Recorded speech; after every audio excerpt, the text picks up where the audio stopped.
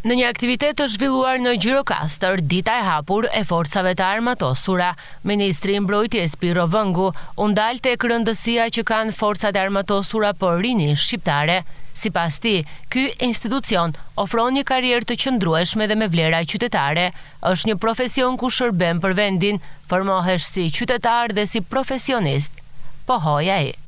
Karriera në forcën armatosur është një karrierë e qëndrueshme,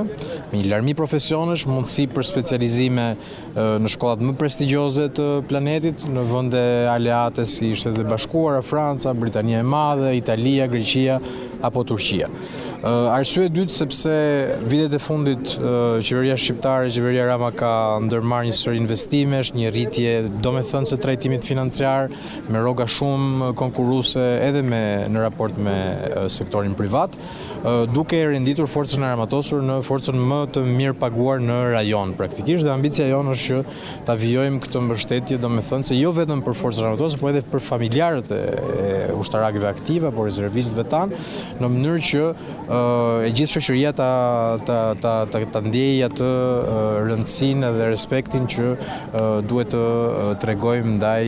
këtij komponenti kaq të rëndësishëm të shoqërisë tonë. Elementi i tretë ka të bëjë me, dhe kjo është arsyeja pse ne jemi sot këtu, jo vetëm për të paraqitur programet e Akademisë Forcave Armatosura, jo vetëm për të paraqitur programet e rekrutimeve, por për të ndërgjegjësuar gjithashtu gjithë shoqërinë për elementet e komponenteve të forcave tona, forcës ajrore, forcës toksore, emergjencave civile, për të demonstruar të gjithë atë gamën e kapaciteteve të forcave tona aktive, duke ditur që në Gjirokastër ne do kemi një rritje të forcave, të numrit të forcave të armatosura në repartin në Gërhot, do kemi mundësinë gjithashtu që të inaugurojmë edhe punimet e përfunduara së fundmit të gjithë rinovimit të komandës së repartit, dhe duke mundësuar edhe një angazhim më të madh të këtij reparti në dobi qoftë edhe të mbrojtjes territoriale të vendit. Në aktivitet morën pjesë edhe të rinj të interesuar për të bërë pjesë e forcave të armatosura, të cilët pan nga afër prezantimin e pajisjeve ushtarake dhe patën mundësinë të informohen mbi kriteret e pranimit. Unë njoftova për këtë eveniment që po bëj dhe më duk shumë interesant, ka oportunitet të mëdha, pse jo për ata që kanë pasion këtë gjë, është një mundësi shumë e mirë, për gjithë të rinë dhe jo vetëm për mua. Është një gjë që